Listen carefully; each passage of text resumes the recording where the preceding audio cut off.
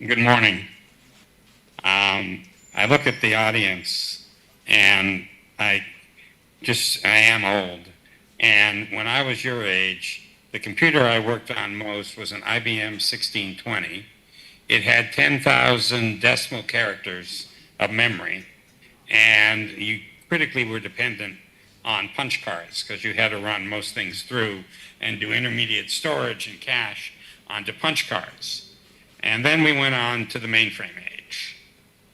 And I think what we're talking about today is equivalent for AI with the invention of the microprocessor. I mean, we lived in a mainframe age, and that is where AI is today. You know, mainframe doesn't even begin to look at what Stargate is trying to do to go build its next generation model for OpenAI. But it was a world. I actually used to teach a course on the social implications of the world when having it dominated so much by IBM and then later Microsoft. And as I agree with Dr. Duffy, you know, decentralization is the key to freedom. Decentralization is also the key to getting the value out of the technology. I've watched technology now. I started writing software 65 years ago.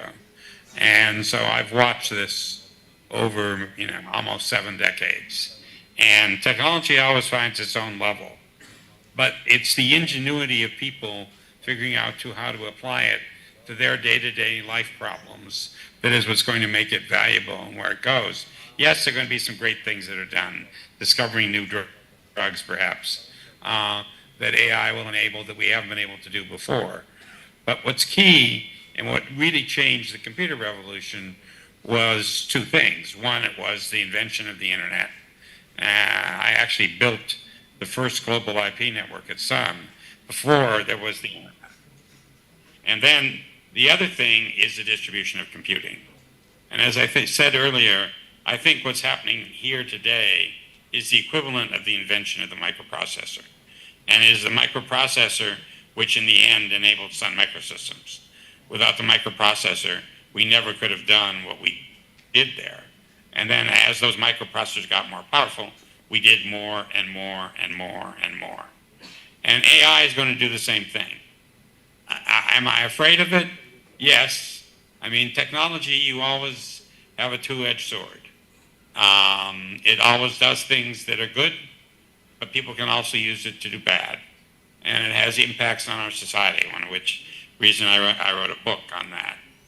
But you're going to get the most value and assure the greatest value if we can distribute it and put it out there. And that is what microprocessor did. Everything we did today in the smartphones people carry all over the world.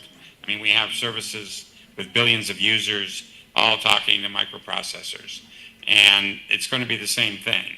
And until we get the ability to use AI on CPUs and get it out so we can use the installed base, we're going to be hindered, and we're going to have back to a world of IBM and Amdahl and a handful of other companies in a mainframe world.